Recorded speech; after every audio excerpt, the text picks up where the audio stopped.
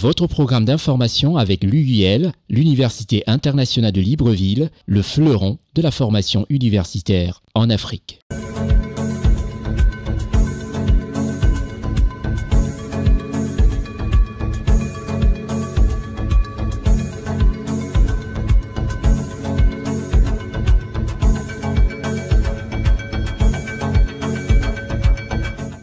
Merci de nous recevoir chez vous à cette émission Constieka All Week News.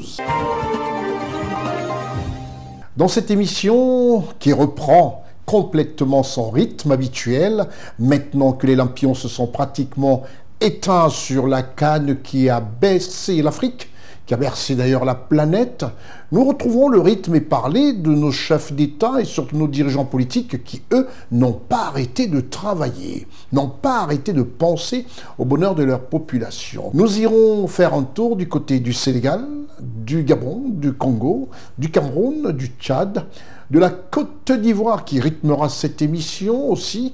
Nous parlerons du Bénin. Restez les nôtres, je suis Constieka. Plus besoin de vous dire tout simplement que cette émission parle de politique, parle d'économie et parle aussi de tourisme, montre comme ça tous les aspects du continent africain a priori, et je dirais d'ailleurs exclusivement, où il fait beau vivre, où il faut aller faire un tour, aller prendre des vacances et penser à valoriser notre continent africain. Dans cette émission, ça c'est le volet touristique, et le volet économique, c'est de voir comment l'Afrique bouge, et aussi le volet politique réservé à plus de 60 à 70% sur les travaux de nos chefs d'État. Commençons tout de suite par la Côte d'Ivoire. La Côte d'Ivoire du président Alassane Ouattara. Ce président qui a accroché à son palmarès sportif une 3e étoile, une étoile dorée. 3e étoile, à savoir que la Côte d'Ivoire est championne d'Afrique de football. Nous allons parler de la Côte d'Ivoire et surtout d'un volet politique qui se rattache à la construction, à l'urbanisme dans ce très beau pays. S'il est vrai que le ministère de la Construction, du Logement et de l'Humanisme que dirige brillamment M. Bruno Koné a été un peu l'objet de petits ramdams dans les journaux. Certains journaux, il faut bien le préciser, et réseaux sociaux ont failli un tant soit peu au traitement avec rigueur qu'exige la profession de journaliste.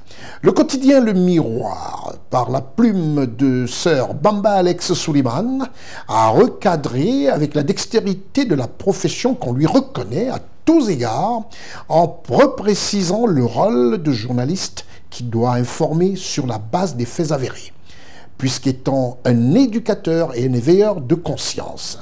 Cet acharnement sur le ministère que dirige brillamment le ministre Bruno Nagbane Koné n'avait pas lieu d'être. Reportage Raoul Sankoué. Comme un coup de tonnerre, alors que la Côte d'Ivoire affiche au monde entier un visage des plus radieux sur le plan des réalisations des infrastructures, en témoignent des réalisations colossales en tout point de vue, qu'une affaire impliquant des responsables du ministère de la Construction, du Logement et de l'Urbanisme fait des choux gras d'une certaine presse dont on n'est pas du tout d'accord dans la profession de cet acharnement indigne de notre corps de métier. Nous comprenons aisément la sérénité du ministre de tutelle, M. Bruno Nagbane Koné, qui affiche une sérénité d'autant plus qu'à date, l'instruction ouverte pour parvenir à la manifestation de la vérité suit son cours. Le procureur de la République près du pôle pénal, économique et financier tient à informer l'opinion publique qu'aucune décision d'une quelconque condamnation n'est intervenue et que la procédure est au stade de l'information judiciaire. Ce qui de facto signifie que les inculpés bénéficient en conséquence de la présomption d'innocence.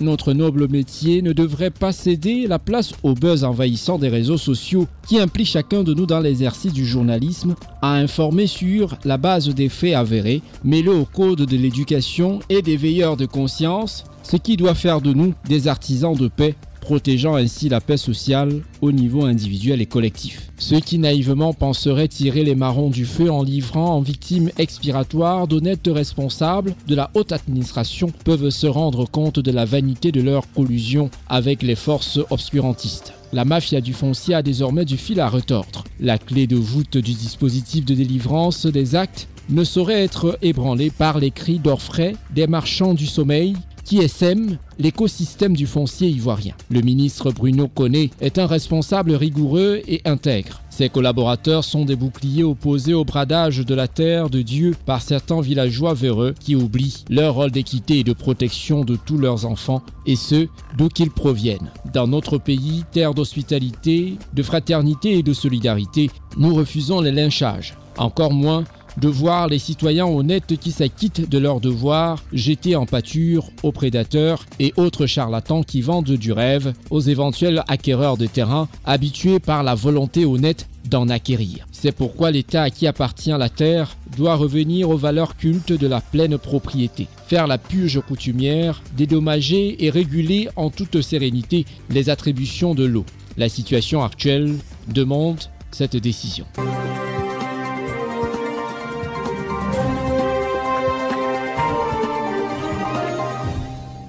Après cette formation sur la Côte d'Ivoire, le ministère d'ailleurs se porte bien, nous allons au Tchad. Au Tchad, le pays du président Mahamat Idriss Déby Itno, le général de transition de ce pays, pour parler de Conseil constitutionnel. Le Conseil constitutionnel a vu tous ses membres être élus. Et ces membres ont été reçus par le président de la République, le président de la transition tchadienne. Reportage Charlotte Abdoulaye.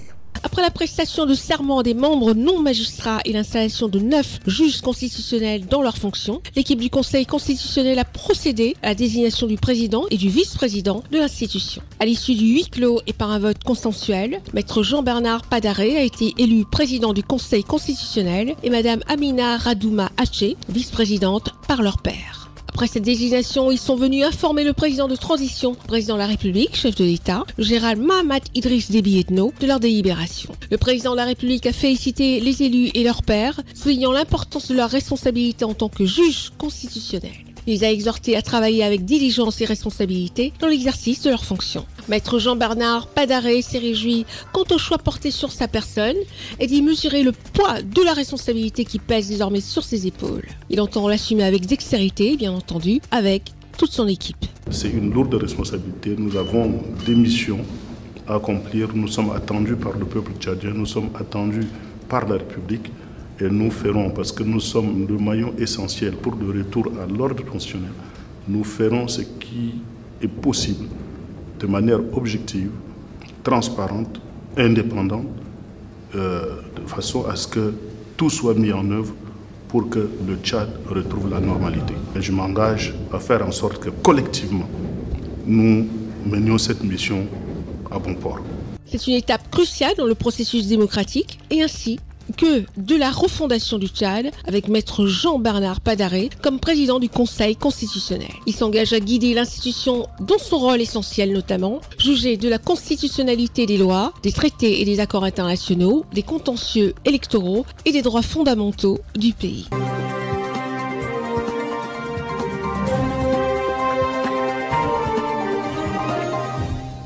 Après le Tchad, nous restons en Afrique centrale avec le Gabon. Le Gabon, où il ne passe pas une heure, un jour, sans voir au four et au moulin le président de la transition, le général Brice Clotaire Oligui Nguema. Et au Gabon, nous allons parler de cette visite de travail qu'a effectuée le président de la République des Comores au Gabon.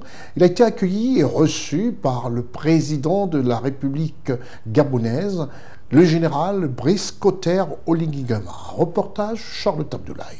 Le président de la transition, chef de l'État gabonais, le général Brice Clotaire Oligui Nguema, a accueilli ce 5 février 2024 à l'aéroport international Léon-Mba de Libreville le président de la République de l'Union des Comores, son Excellence Azali Assoumani, en visite de travail et d'amitié au Gabon. À 2 semaines du sommet de l'Union africaine prévu du 17 au 18 février prochain à Addis-Abeba en Éthiopie, le président comorien Azali Assoumani est arrivé dans la capitale gabonaise pour une visite de travail et d'amitié. Au programme de son séjour de 24 heures en terre gabonaise, le recueillement au mausolée Omar Bongo Ondimba à Franceville, ce mardi 6 février, un tête-à-tête avec le président Brice Clotaire Oligui Nguema et une signature d'accords dans divers domaines entre autres l'économie. Le Gabon pourrait aussi s'inspirer du savoir comorien dans les domaines de la pêche et de l'agriculture. Le président de la transition, le général Brice Clotaire Oligui Nguema, évoquera avec son hôte le processus de transition au Gabon depuis la prise de pouvoir le 30 août 2023. Leur dernière rencontre au sommet des Trois Bassins, en octobre 2023, au Congo, avait permis un rapprochement entre les deux personnalités. Son Excellence Azali Assoumani, président de la République de l'Union des Comores, assure actuellement la présidence tournante de l'Union africaine jusqu'au prochain sommet. Depuis le 30 août, la situation du Gabon a évolué après la condamnation par le président de la Commission, Moussa Faki Mahamat, parlant de violation flagrante des instruments juridiques et politiques de l'Union africaine. 2 mois plus tard, ce dernier avait dépêché à Libreville son haut représentant, le Ghanéen Mohamed Ibn Chambas. Au sortir de l'audience avec le général Brice Clotaire Oligui Nguema, l'émissaire de Moussa Faki Mahamat avait déclaré « Le Gabon demeure dans l'Union africaine ». Et l'organisation panafricaine a mis un panel d'experts à la disposition du Gabon pour l'assister pendant cette période de transition.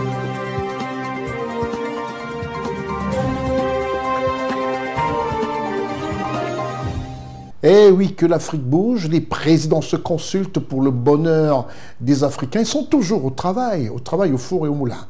Après le Gabon, prochain point d'arrêt, le Togo. Le Togo, nous allons marquer tout simplement, avec une petite note triste, l'information qui touche ce pays, à savoir le 19e anniversaire du départ dans les cieux du général Yassimbe Eyadema, le père géniteur de l'actuel président de la République, à savoir Faure Essosigba Yassimbe. Le 19e anniversaire du décès du président Yassimbe Eyadema s'est déroulé à Pia et à Kara, en présence du chef de l'État togolais, son Excellence Faure Essosigba Yassimbe. Un très grand moment de recueillement. Reportage Charlotte Abdoulaye. Les cérémonies marquant la commémoration du 19e anniversaire du décès du président Yassimbe Eyadema se sont déroulées à Pia et à Kara les 4 et 5 février 2024 en présence du chef de l'État togolais, son Excellence Faure Essosigba Yassimbe. Les offices religieux ont été ponctués des rappels sur la vie de l'illustre disparu et de l'évocation des valeurs qu'il a portées dans la vie nationale et sur le plan international. Parmi elles, la culture de la paix et de la fraternité entre les nations a valu au général Yassimbe Eyadema une aura et un charisme qui traversent le temps. Plusieurs dirigeants d'Afrique de l'Ouest ont fait le déplacement de Kara pour s'associer à l'hommage rendu au père de la nation togolaise. Il s'agit du général Olusegun Obasanjo du Nigeria, ancien président de la République fédérale du Nigeria, de Nicéphore Soglo, ancien président de la République du Bénin, et des anciens premiers ministres Lansana Kouyaté de la Guinée et Lassina Zerbo du Burkina Faso. Outre les souvenirs et les prières pour le repos de l'âme du président Eyadema, les officiants des différentes confessions religieuses ont imploré la bénédiction et la protection de Dieu sur le Togo, sur le chef de l'État, son Excellence Faure Essosigba Yassimbe, et sur l'ensemble de ses collaborateurs. De temps forts ont marqué ce 19e anniversaire du rappel à Dieu du général Yassimbe Eyadema. Le premier temps fort était la célébration œcuménique par l'Église catholique et l'Église évangélique presbytérienne. Le pasteur Béné Toulassi, dans sa prédication, a relevé les qualités de travailleur du feu général Yassimbe Eyadema. Tous dans nos domaines, par le travail que nous faisons, notre but doit tendre d'abord vers ce noble idéal, servir, et après viendra naturellement la contrepartie pour nous, ce qui sera le gain et la satisfaction personnelle. Nous ne travaillons pas pour gagner notre vie, nous travaillons pour servir. La Bible nous enseigne d'ailleurs dans l'Évangile selon Luc, chapitre 12, verset 15, nous citons: « Gardez-vous avec soin de toute cupidité, car au sein même de l'abondance, la vie d'un homme n'est pas assurée par ses biens. » Fin de citation.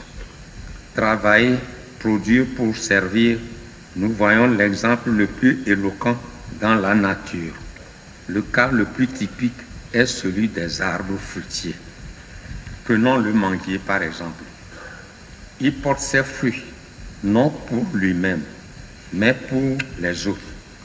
Les fruits seront mangés par les hommes et les bêtes. Les fruits non mangés vont fumer le sol. Les gaz qui s'en échappent vont dans l'atmosphère.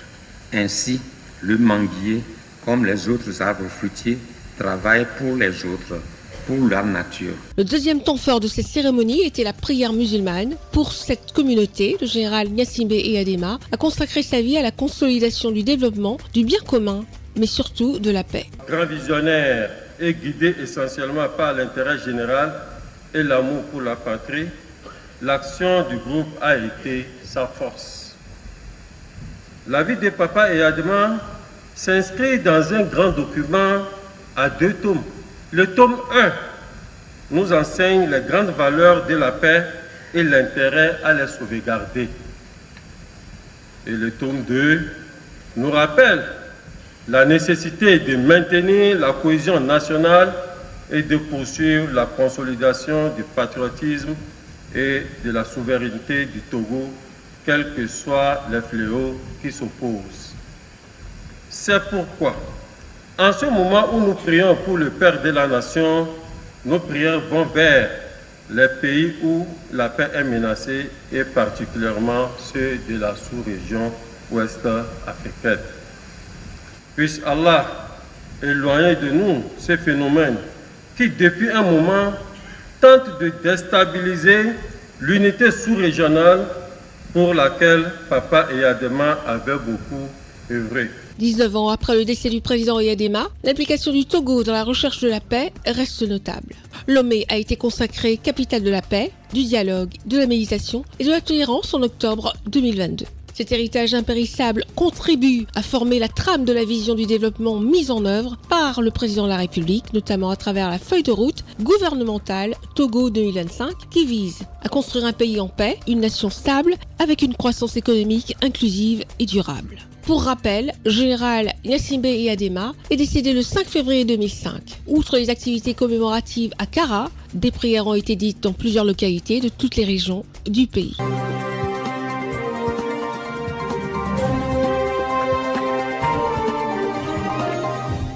Eh oui, le 19e anniversaire du départ dans les cieux du général Gnassingbé Eyadema nous amène tout de suite, avant de parler du Cameroun, qui sera notre prochaine escale, de vous présenter notre partenaire officiel, à savoir l'Université internationale de Libreville. L'Université internationale de Libreville, reconnue d'utilité publique grâce à son partenariat avec l'État, est un établissement privé d'enseignement supérieur à vocation scientifique et technologique composé, entre autres, de l'École polytechnique de Libreville, de la Faculté de droit et des sciences politiques, de l'Institut international de recherche biomédicale et biotechnologie, de l'Institut supérieur de gestion et d'économie appliquée. Et sa toute nouvelle école de médecine et de pharmacie. Son ouverture sur le monde du fait de ses partenariats avec les prestigieuses universités et institutions internationales lui permettent de s'arrimer à plusieurs systèmes de formation et de délivrer des diplômes reconnus. DUT, licence, ingénieur, master recherche et professionnel, exécutive MBA, doctorat. Venez vous former à l'exécutive MBA de l'UQAM Canada au métier de l'économie, gestion, du droit et de la science politique de l'industrie médicale et pharmaceutique. Devenez technicien supérieur ou ingénieur à l'Université internationale de Libreville, le fleuron de la formation universitaire en Afrique.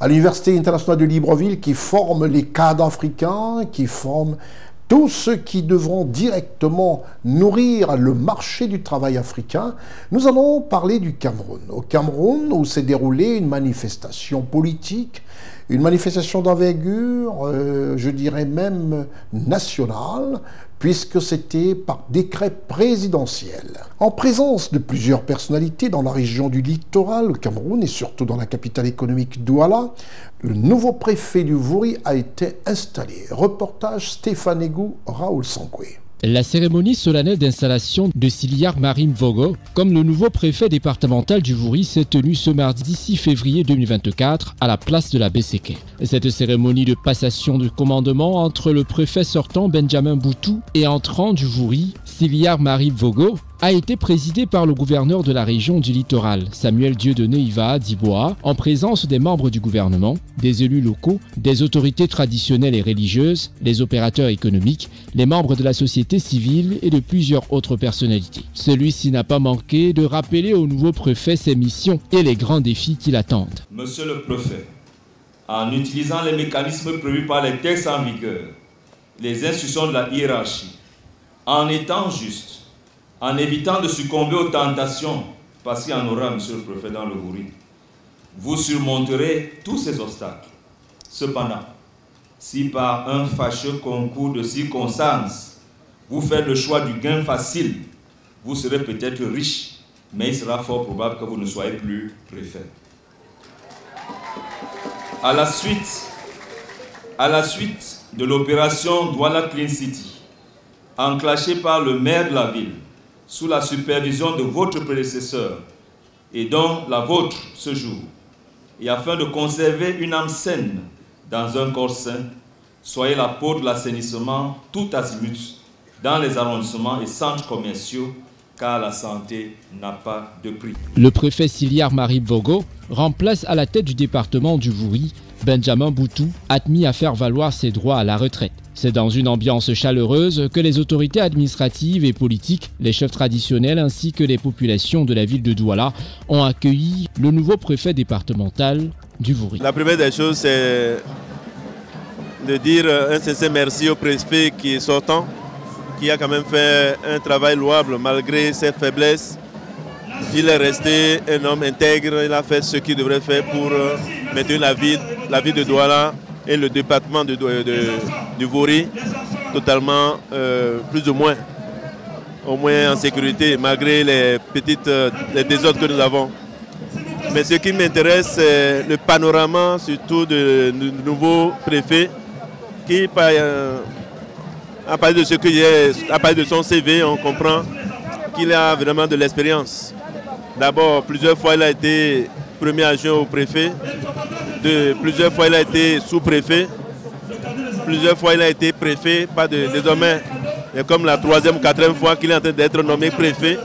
Et pas de n'importe quel endroit des départements de renommée. Alors, c'est quand même une sorte de joie quand même qui m'anime aussi. Et en dehors de ça, j'ai comme une conviction qu'il va faire un bon travail. Un bon préfet. Le précédent était dynamique.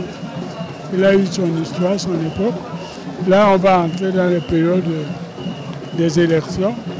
On va voir, ça va être très délicat. Et nous souhaitons la bienvenue. Nous soulignons tout d'abord que la Sainte Écriture nous enseigne que toute autorité vient de Dieu. Alors notre présence ici, c'est d'accueillir cette autorité qui vient de Dieu et à travers nos prières, demander au Seigneur que cette autorité qu'il envoie dans la région de Douala travaille selon la volonté de Dieu et non selon la volonté des hommes.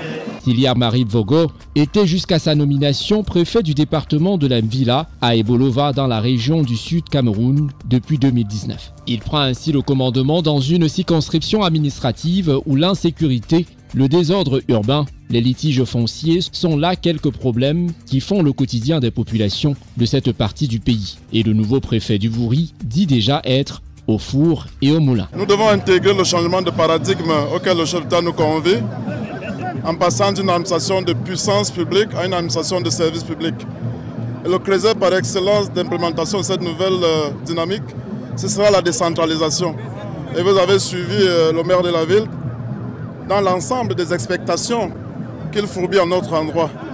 Et nous comptons également sur vous, les journalistes, pour nous accompagner en distillant le bon message aussi. C'est donc un souffle nouveau que va connaître le département du Wouri sur le contrôle vigilant et attentif de Siliar Marib Vogo, nouveau préfet du dit département.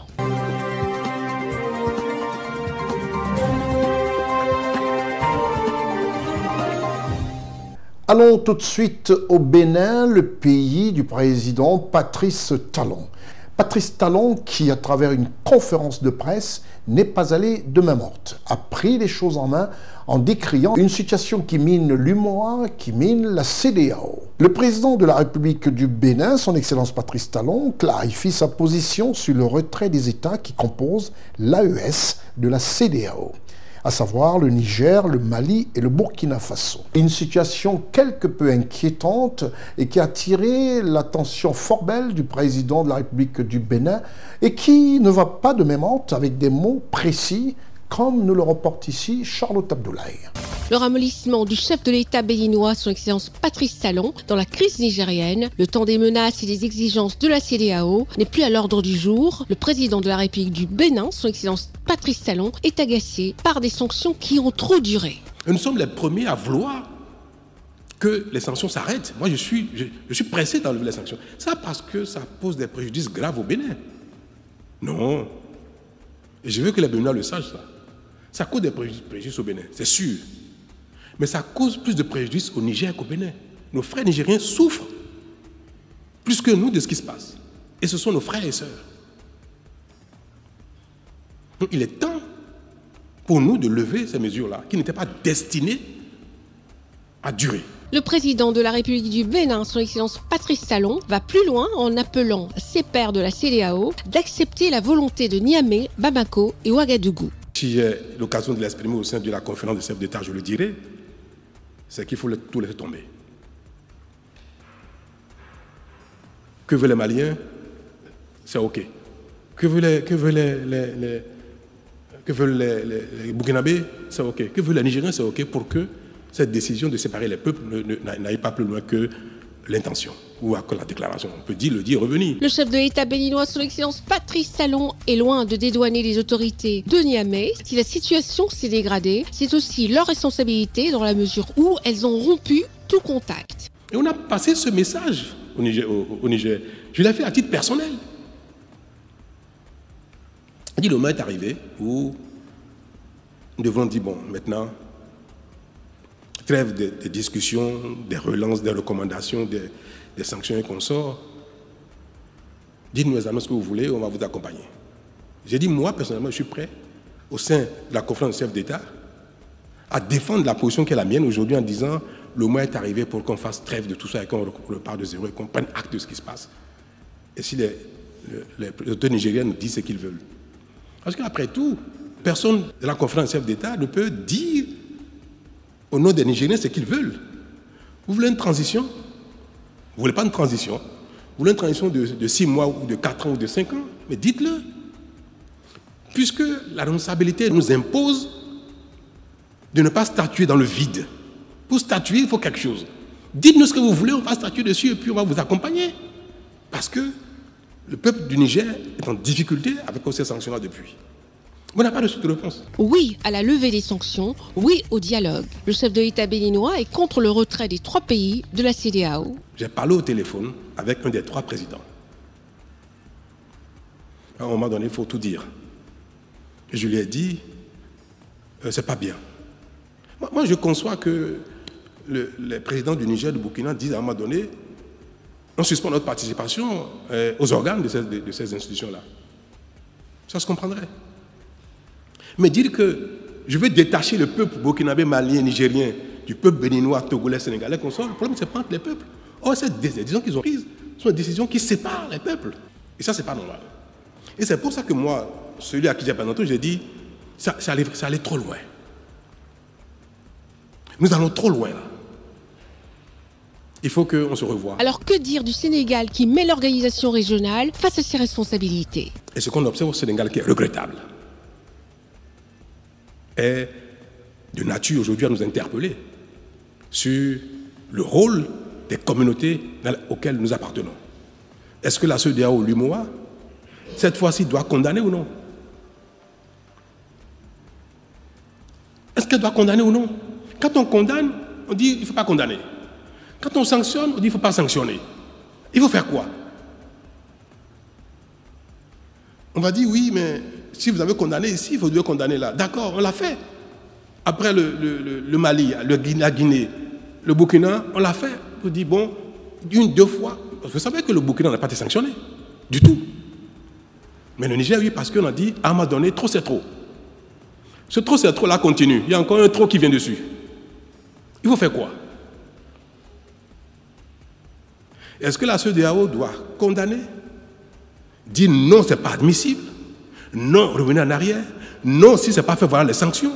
Ce point de presse a donné l'occasion au chef de l'État béninois de réitérer sa volonté de ne pas briguer un 3e mandat à 2 mois de la fin du 2e mandat.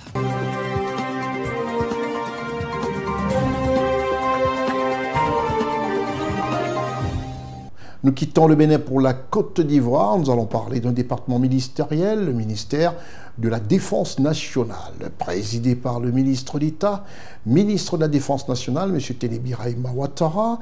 Et surtout, nous allons nous focaliser sur une rencontre parrainée par le chef d'état-major de l'armée de Côte d'Ivoire. Cette rencontre qui a été l'objet de faire quelque part un bilan et surtout parler des perspectives pour l'année 2024. Reportage Charlotte Abdoulaye.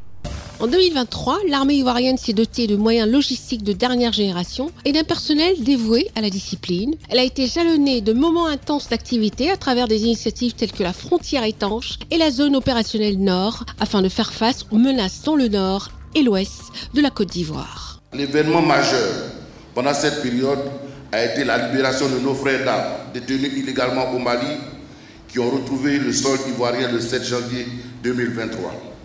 La reconnaissance du travail bien fait s'est illustrée à travers la médaille des armées décernée à plus de 1000 militaires en 2023. En ce qui concerne l'armée de terre, elle poursuit toujours sa montée en puissance avec l'acquisition récente de 5 hélicoptères légers type H-125.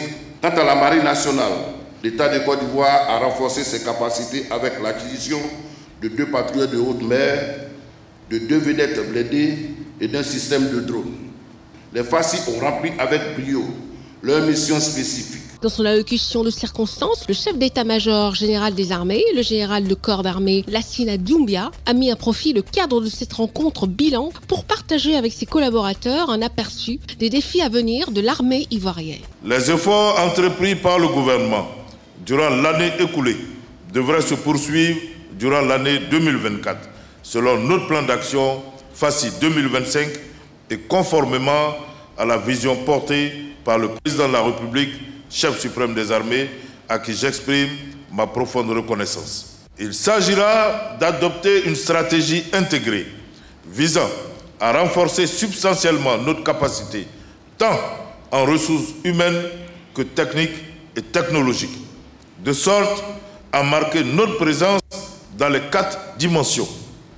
Oui, en plus de nos espaces traditionnels, terre, air et mer, il est plus qu'urgent que nous considérions le cyberespace comme le nouvel espace de conflictualité duquel nous ne pouvons nous permettre d'être absents. Il a été noté lors de cette rencontre tenue au cercle mixte de l'état-major général des armées que les forces armées de Côte d'Ivoire resteront mobilisées pour maintenir l'environnement sécuritaire en Côte d'Ivoire.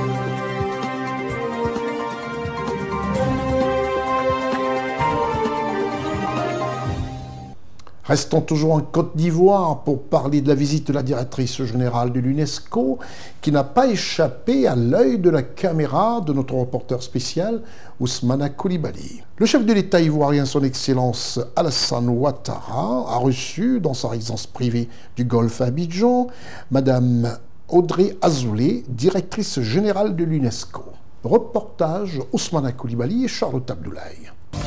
Le président de la République de Côte d'Ivoire, son Excellence Alassane Ouattara, s'est entretenu ce samedi 10 février 2024 à sa résidence avec la directrice générale de l'UNESCO, Madame Audrey Azoulay. Le président Alassane Ouattara a salué l'étroite coopération entre la Côte d'Ivoire et l'UNESCO dans les domaines de la culture et de l'éducation et remercié la directrice générale de l'UNESCO pour son soutien constant à notre pays. Comme vous le savez, l'UNESCO a une forte coopération avec la Côte d'Ivoire et je ne cesserai jamais de remercier Mme Azoulay qui nous a toujours soutenus dans ce domaine important, aussi bien de la culture que de l'éducation. Nous avons échangé sur de nombreux sujets et vous savez également que l'UNESCO abrite le prix Félix Houphouët-Boigny pour la recherche de la paix. Donc c'est une institution avec laquelle nous coopérons de manière étroite et Madame, merci de venir nous voir à l'occasion de la CAN. Et je pense que nous vous verrons demain soir au stade. Et j'espère que tout va bien se passer pour la Côte d'Ivoire. Mais évidemment, tout le monde connaît ma préférence. La directrice générale de l'UNESCO, Madame Audrey Azoulay, s'est pour sa part réjouie de la grande amitié du président de la République de Côte d'Ivoire à son égard et a salué la parfaite organisation de la Cannes 2023 ainsi que le parcours magnifique des éléphants lors de la compétition. C'est un grand plaisir pour moi que d'être en Côte d'Ivoire et d'avoir l'occasion d'échanger avec le président Ouattara. D'abord parce que c'est un moment de grande amitié, succès, réussite pour la Côte d'Ivoire avec l'organisation de cette CAN. Toute l'organisation jusqu'à présent et le parcours en plus magnifique de l'équipe nationale font de cet événement une grande réussite. Nous travaillons ensemble depuis de nombreuses années en profondeur sur les questions éducatives et sur tout le champ de l'éducation. La formation des enseignants, l'alphabétisation, la transformation du système éducatif. Et puis bien sûr, vous l'avez dit, Monsieur le Président, tous les autres champs, la culture, le patrimoine immatériel, avec l'inscription, par exemple, des arts du pagne, récemment au patrimoine immatériel de l'UNESCO, mais aussi les sites. Il est à noter que le ministre, directeur du cabinet du président de la République, M. Fidel Sarasoro, la ministre de l'Éducation nationale et de l'alphabétisation, Mme Mariatou Koné, et la secrétaire générale de la présidence de la République, Mme Masséré Touré-Koné, ont pris part à cet entretien.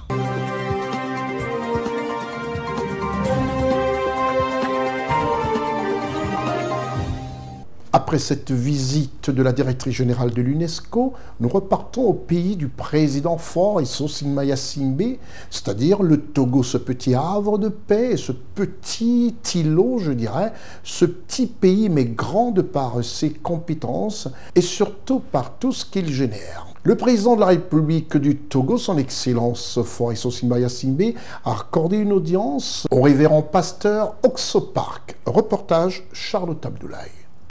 Le président de la République du Togo, son Excellence Faure Issou-Sinma-Yassimbe, s'est entretenu ce vendredi 9 février 2024 avec le révérend pasteur Oxopark, fondateur de l'International Youth Fellowship, une ONG dédiée à la promotion de la jeunesse. Le révérend pasteur Oxopark a fait part au chef de l'État des différents programmes de l'organisation dédiés à la jeunesse togolaise, notamment en matière d'éducation et de formation professionnelle. Autre sujet abordé, l'appui du International Youth Fellowship à la promotion de la citoyenneté, du patriotisme et du changement de mentalité, des valeurs en phase avec la vision du président de la République pour la jeunesse togolaise. Je viens d'avoir une audience avec Monsieur le Président. Nous avons discuté, nous avons fait beaucoup de points ensemble et que c'était vraiment enrichissant. Et tout d'abord, on travaille pour le changement de mentalité de la jeunesse. Et, le gouvernement togolais envoie une délégation togolaise en Corée du Sud.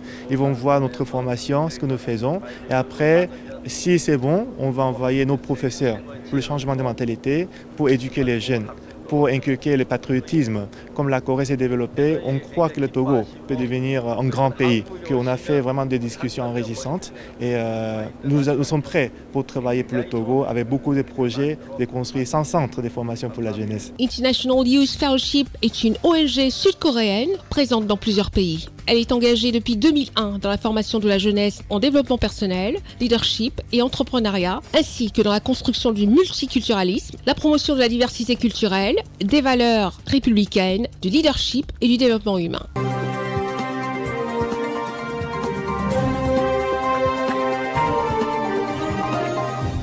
S'il est vrai que la Covid aura apporté quelque chose de positif dans le management des entreprises et même auprès de certains États, c'est l'occasion des différentes réunions aujourd'hui qui se tiennent par vidéoconférence. Nous allons au Tchad pour parler de cette réunion par vidéoconférence qui concernait les chefs d'État des pays membres de la CEMAC. À ce sommet extraordinaire des chefs d'État de la CEMAC, à savoir la communauté des États membres de l'Afrique centrale, un nouveau gouverneur désigné pour la Banque des États de l'Afrique centrale, à savoir la BEAC.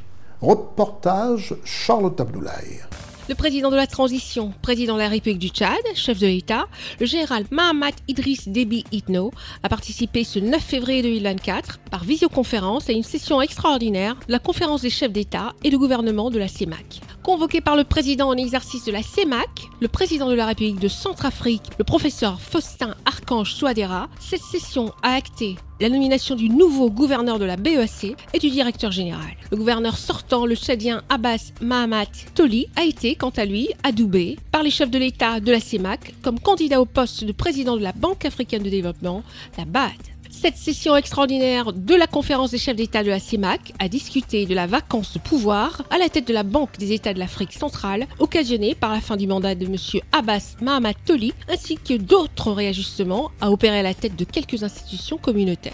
Le président Faustin Archange Touadéra, président en exercice de l'institution communautaire, qui a présenté le décor de la rencontre, a énuméré les points essentiels à débattre qui portent sur les nominations au poste de gouverneur et directeur général de la BEAC et du secrétaire général de la COBAC, Commission bancaire de l'Afrique centrale. Mais d'abord, la parole a été donnée au gouverneur sortant, M.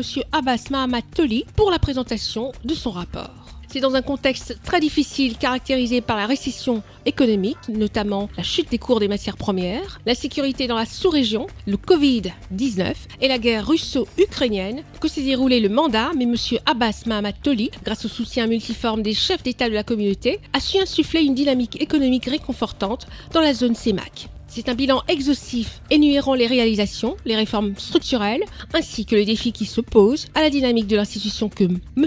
Abbas Mahamat Toli a étalée. Les chefs d'État ont pris acte de son rapport et l'ont félicité pour le travail abattu pour la communauté. De quoi émerveiller le chef de l'État, le général Mahamat Idriss Déby Itno, qui a proposé la candidature de M. Abbas Mahamat Toli à ses pairs pour le poste de président de la Banque africaine de développement. Au regard de ses compétences et des résultats qu'il laisse derrière lui à la BEAC, la conférence des chefs d'État l'a adoubé pour être le candidat de la CEMAC à ce poste. Sur ce, les chefs de l'État se sont retrouvés à huis clos pour procéder aux nominations du nouveau gouverneur, du directeur général de la Banque centrale et du secrétaire général de la COBAC. Selon le principe de rotation ou poste de responsabilité en vigueur dans les pays membres, le poste de gouverneur revient à la République centrafricaine qui a proposé M. Yvon Sana Bangui et dont la nomination a été actée par les chefs d'État. La direction générale de la Banque centrale revient au Tchad qui y a proposé M. Mahamad Djibril Souleymane, également acté par la conférence. La nomination du secrétaire général de la COBAC n'a par contre pas requis l'approbation de toute la conférence. Aussi a-t-elle décidé de surseoir en recommandant au président de la COBAC de lui présenter dans un meilleur délai un rapport motivé et détaillé pour décision. En attendant, c'est la Centrafrique qui continue à assurer ce poste en dépit du principe de non-cumul des responsabilités à la tête des institutions de la CEMAC par un même pays.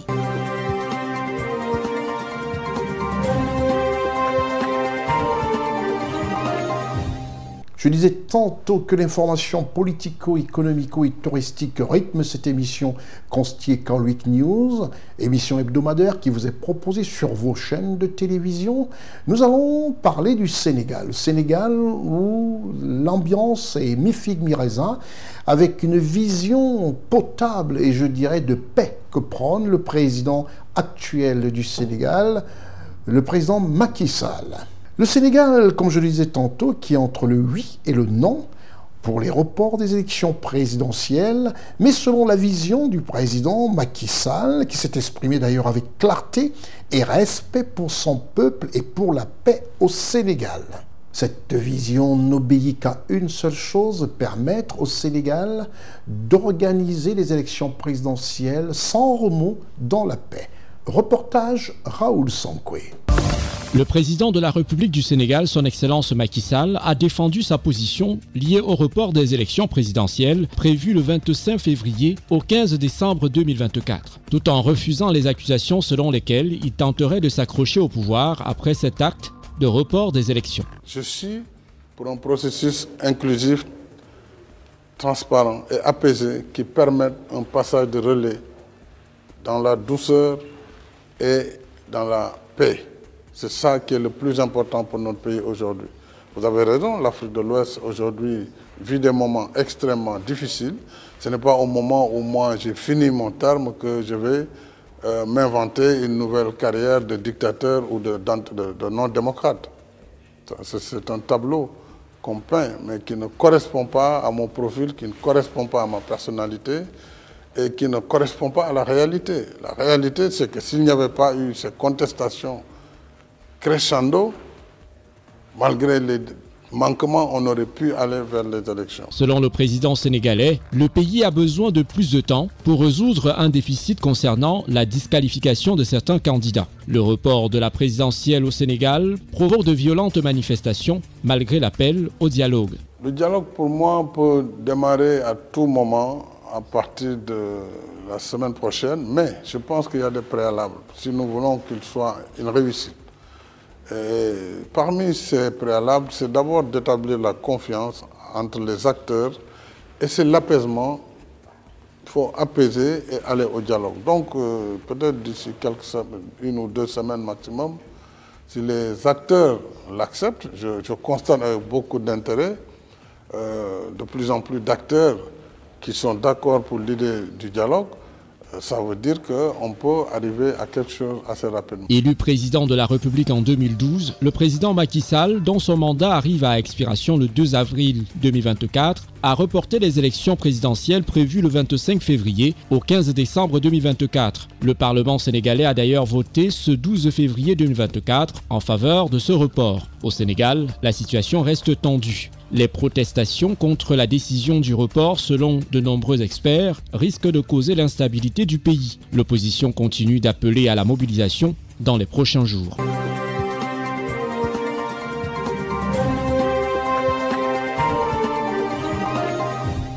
S'il est vrai que les lampions sont éteints comme ça sur le stade Ebimpe de Côte d'Ivoire, où la Côte d'Ivoire, les éléphants de Côte d'Ivoire ont brillamment gagné leur 3e étoile, je dis bien brillamment gagné leur 3e étoile, c'est le lieu aussi ici de rappeler que cette compétition, la CAN, ne permet ni à un pays de faire une faveur à un autre pays.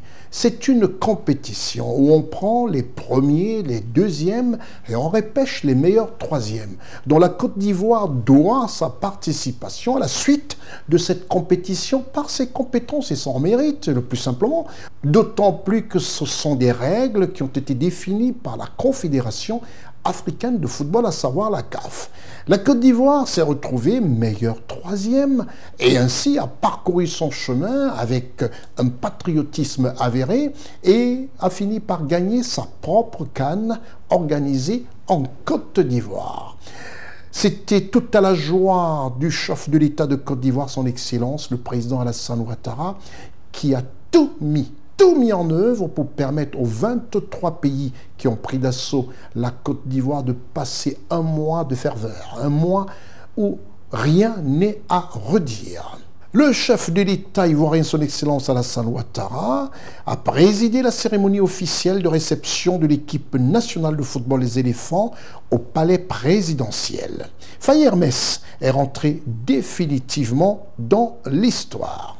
Nous allons écouter quelques allocutions du président de la FIF, du Premier ministre et du président comblé de joie, à savoir le président Alassane Ouattara, qui a tout donné et surtout a permis non seulement à la Côte d'Ivoire de vivre un moment exceptionnel, à l'Afrique de comprendre et de connaître la Côte d'Ivoire sur tous les plans, et surtout à ses enfants, les éléphants, d'avoir la niaque et de gagner cette 3e étoile qui constitue le 3e trophée offert à la Côte d'Ivoire sous l'égide du président Alassane Ouattara. Comme lui-même l'a si bien dit, jamais 2 sans 3. Reportage Charlotte Abdoulaye.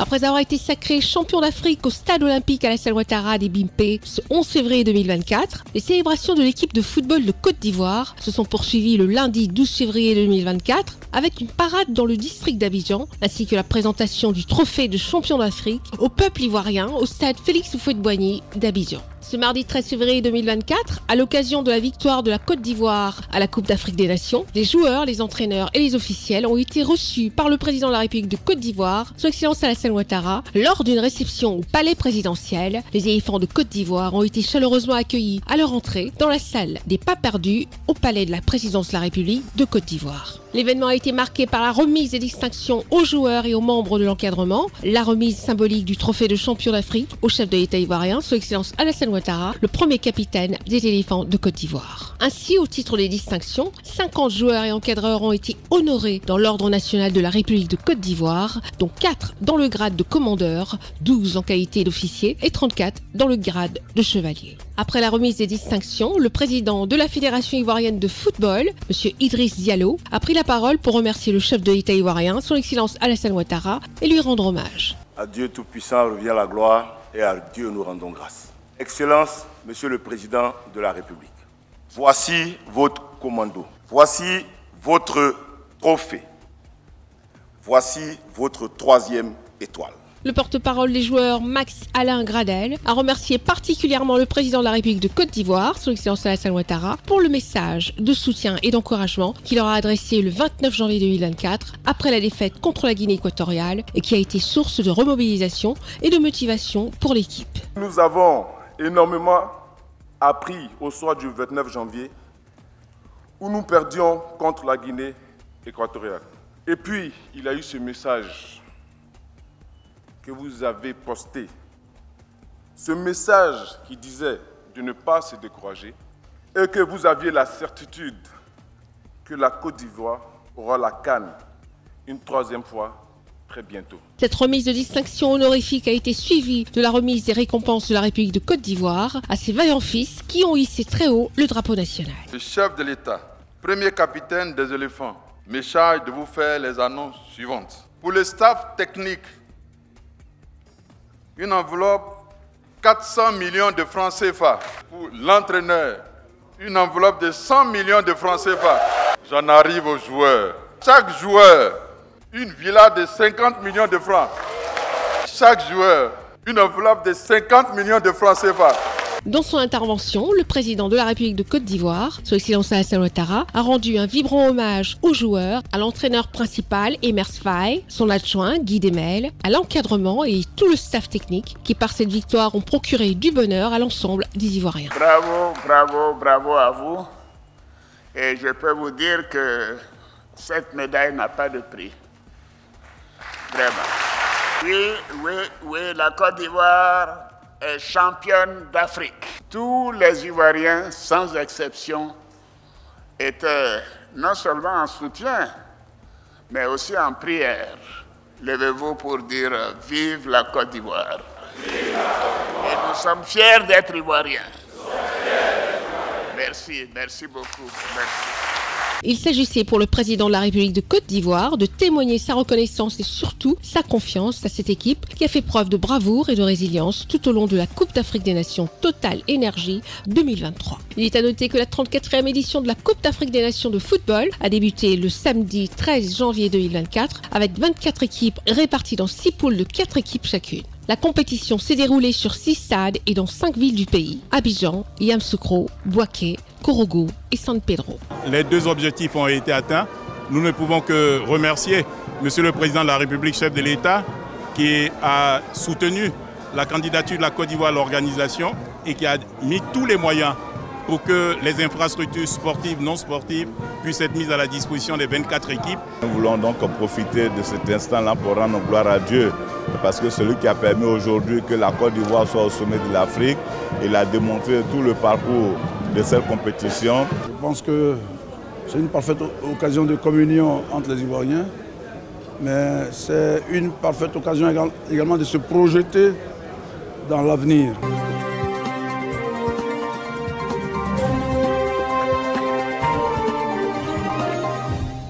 Après cette réception offerte par le président de la République aux éléphants de Côte d'Ivoire, au staff d'encadrement, à toute l'équipe technique, nous allons tout de suite aller au Congo. Au Congo, le Congo Brazzaville, le Congo du président Denis Sassou Nguesso.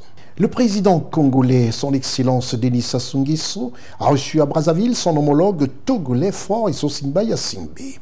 Dans un tête-à-tête entre les 2 chefs d'État, nombreux sujets sur la coopération entre les 2 États ont été à l'ordre du jour. Reportage Raoul Sankoué. Le président de la République du Togo, son Excellence Faure Essosinba Yassingbe, a entamé ce mardi 13 février 2024 une visite d'amitié et de travail au Congo. Il est un peu plus de 12 heures quand l'avion transportant le chef de l'État togolais s'est immobilisé sur le tarmac de l'aéroport international Maya Maya. Il a été accueilli à son arrivée à Brazzaville par son homologue congolais, son Excellence Denis Sassou Nguesso.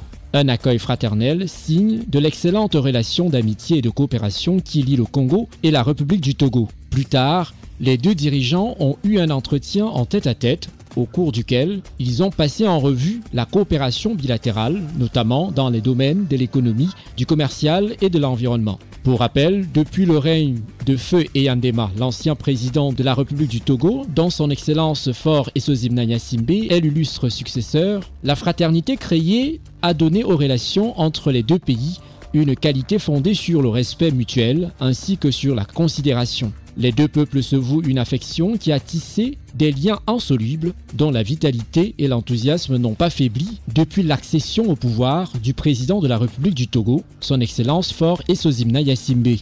La dernière rencontre en date entre les deux dirigeants remonte au 3 décembre 2023 à Dubaï, aux Émirats Arabes Unis, lors de la COP28. Ils y avaient fait le tour de la coopération bilatérale entre les deux États ainsi que le point sur l'actualité africaine et internationale.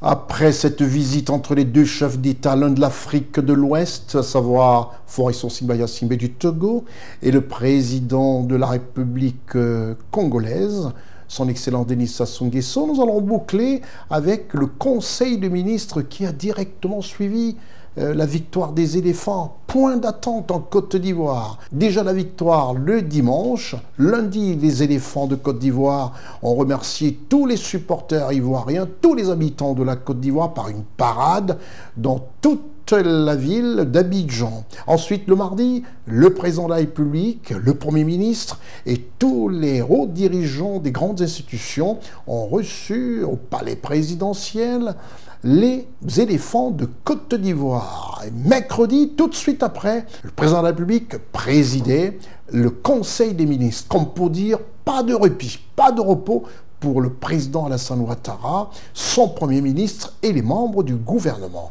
Nous allons parler de ce Conseil des ministres juste après la réclame. Le Conseil des ministres du gouvernement de Côte d'Ivoire, qui s'est déroulé au palais présidentiel de la République de Côte d'Ivoire et présidé par son Excellence Alassane Ouattara, a été, il faut le dire, sous fond de la victoire des éléphants de Côte d'Ivoire. Il a s'agi entre autres à ce Conseil des ministres de la jeunesse ivoirienne, de l'impact du programme Jeunesse Gouvernement à fin 2023 auprès de la jeunesse ivoirienne et pour la jeunesse aussi dans nombreux secteurs tels définis dans le cadre du PJ Gouv 2023-2025. Sans embâge, on peut simplement dire que ce fut le premier Conseil de ministres 3 étoiles, à savoir un Conseil de ministres où chaque ministre pouvait se dire, lui aussi éléphant de Côte d'Ivoire face au président de la République qui est le premier capitaine des éléphants de Côte d'Ivoire. Peut-on dire simplement qu'on a vécu un Conseil de ministres 3 étoiles? Reportage Raoul Sankoué. Le président de la République de Côte d'Ivoire, son Excellence Alassane Ouattara, a présidé ce mercredi 14 février 2024 au palais de la présidence de la République le premier conseil des ministres de l'après-CAN 2023. Ce conseil des ministres a été marqué par les déclarations du chef de l'État ivoirien, son Excellence Alassane Ouattara, et du Premier ministre, chef du gouvernement, M. Robert Begré-Mambé. Dans son adresse, le président de la République de Côte d'Ivoire, son Excellence Alassane Ouattara, est revenu sur la brillante victoire de l'équipe nationale de football, les éléphants de Côte d'Ivoire, et a félicité le Premier ministre, chef du gouvernement, M. Robert Begré-Mambé, et l'ensemble des ministres pour la bonne synergie dans le travail qui a abouti au grand succès unanimement salué à travers le monde. Je remercie la CAF pour avoir eu confiance en notre pays en nous demandant d'organiser cette CAN de 2023. Monsieur le Premier ministre, je voudrais vous féliciter tout particulièrement et aussi les membres du gouvernement pour la bonne organisation reconnue de tous de cette CAN 2023 en Côte d'Ivoire. Le président de la CAF m'a informé qu'il y a plus de 2 milliards de personnes qui ont regardé cet événement au plan mondial. Bravo à vous. Bravo, bravo, bravo. Grâce à l'engagement de tous, notre pays a su apporter des solutions idoines qui font de cette CAN la plus belle jamais organisée. Bravo à nos enfants, bravo aux éléphants, vive la Côte d'Ivoire. Pour sa part, le Premier ministre, M. Robert Begré-Mambé, a indiqué que le président de la République de Côte d'Ivoire, son Excellence Alassane Ouattara, est une chance pour la Côte d'Ivoire au regard de toutes les performances et prouesses enregistrées depuis des années sous son égide et son leadership. Excellent Monsieur le Président de la République, vous êtes une chance pour notre pays. Comme le diraient les Ivoiriens, Dieu est dedans. Vous nous avez donné des instructions s'agissant de la préservation de ce beau patrimoine offert à la Côte d'Ivoire entière et j'allais même dire à l'Afrique tout entière.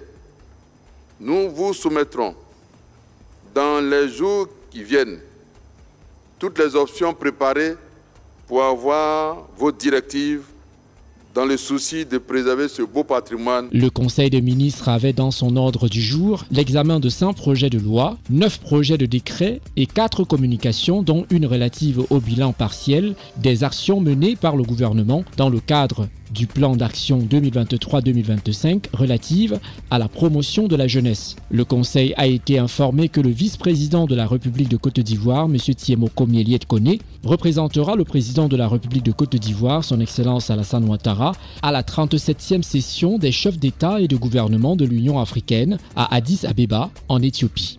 L'on retiendra que le Conseil des ministres a adopté la ratification d'un accord de prêt d'un montant de 40 milliards de francs CFA conclu le 9 novembre 2023 entre la République de Côte d'Ivoire et la Banque ouest-africaine de développement, en vue du financement partiel du projet de construction en Côte d'Ivoire de 4300 logements sociaux et économiques. Tranche 1 qui comprend 1160 logements à Abidjan au PK24.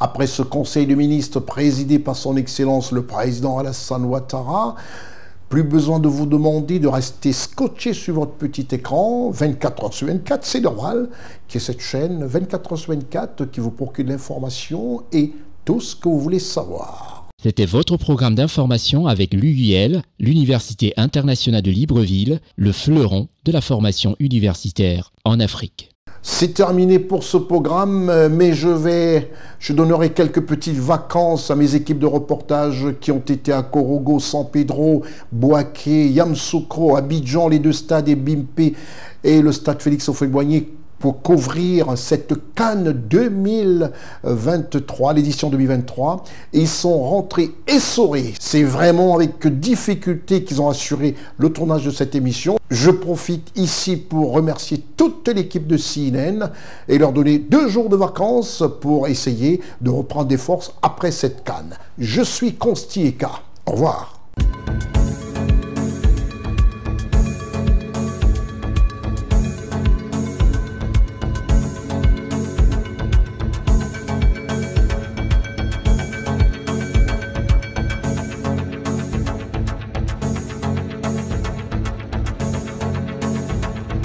Web Info, 100% de l'information continue, 24 heures sur 24 sur 7, en cliquant sur siwebinfo.net. Côte d'Ivoire, Conseil des ministres du 14 février 2024.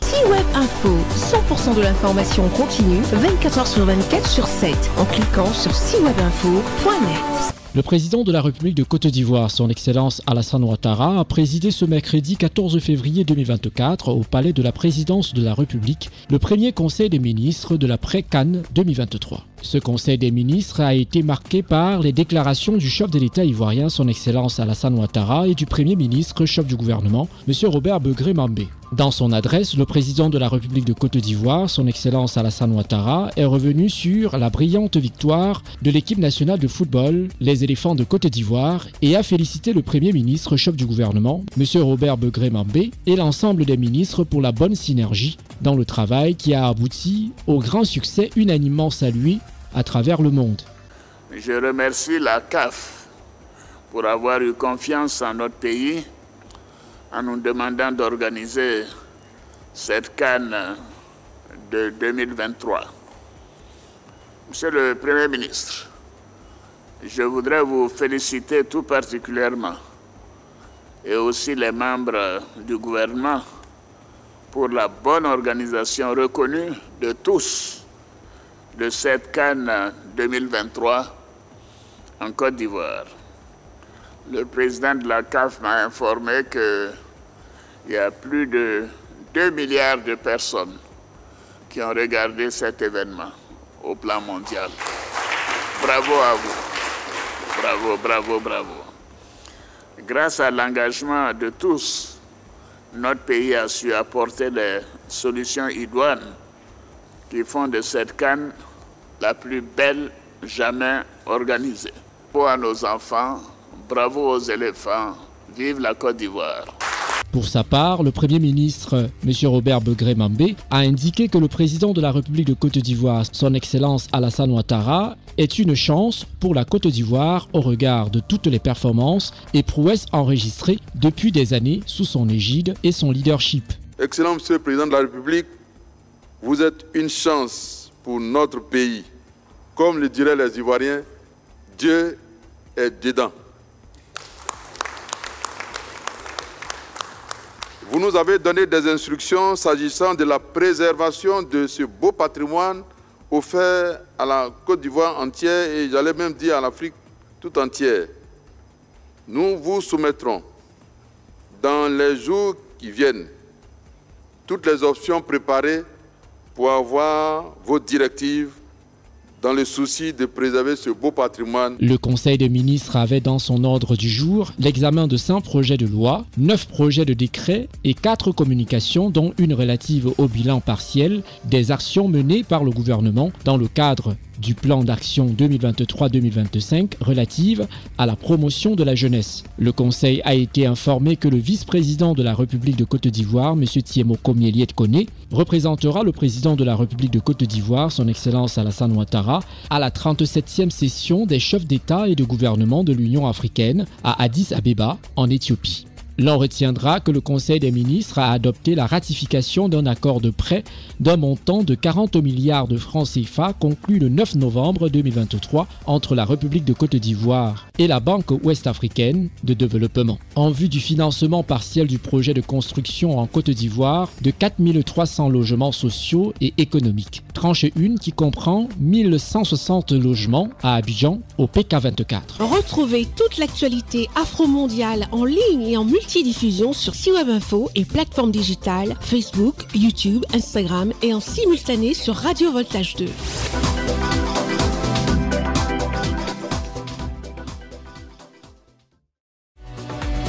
CWeb Info, CNN Télévision, vos médias télé en ligne. CWeb Info, 100% de l'information continue, 24h sur 24 sur 7, en cliquant sur cwebinfo.net. CNN Télévision, généraliste hertzien et satellitaire, musique, news, cinéma, disponible désormais sur Internet, 24h sur 24 sur 7, en cliquant sur cnntv.net. Sans oublier de vous abonner sur notre page CNN YouTube. CWeb Info, CNN Télévision, vos médias sont tous en ligne.